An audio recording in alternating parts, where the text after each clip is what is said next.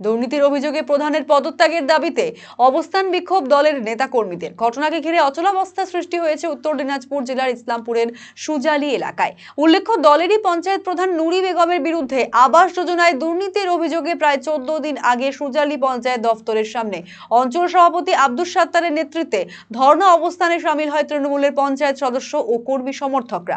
প্রধানকে অপসারণের পাশাপাশি প্রধানের স্বামী প্রাক্তন অঞ্চল সভাপতি আব্দুল হকের বিরুদ্ধে ওঠা দুর্নীতির অভিযোগের সিবিআই তদন্তের দাবি জানানো হয়েছে বিক্ষোভকারীদের। যদিও এই দিন বিক্ষোভকারীদের সঙ্গে দেখা করতে আসেন তৃণমূল জেলা সভাপতি কানাইয়ালাল আগরওয়াল। তাদের দাবি সম্পর্কে রাজ্য নেতৃত্বকে অবহিত করা হবে।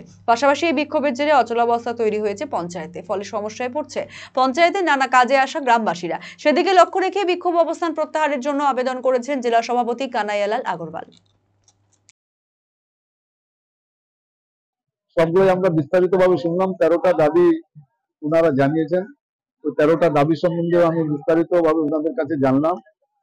পাশাপাশি ওনাদের যেটা বক্তব্য ছিল যে নুরি বেগমকে আপনাকে প্রধান থেকে রিজাইন করতে বলতে হবে, সেটাও আমরা গ্রহণ করলাম, সেই দাবিটাও। আমিও সেই ব্যাপারটাকে উপরে আলোচনা করব যে ওখানকার যে পরিস্থিতি আছে ওখানে এই দাবিগুলো ওখান থেকে উঠে আসছে। আমি এনাদের আজকে অনুরোধ করেছি যে আপনারা ধর্ণাটা প্রত্যাহার করুন, আর যেটা দাবি দাবা বিষয়ে যেটা আপনারা আমাকে দিয়েছেন আমি চেষ্টা করব যে ওই দাবিগুলো যে অতি সত্বর যেন পূরণ হয়।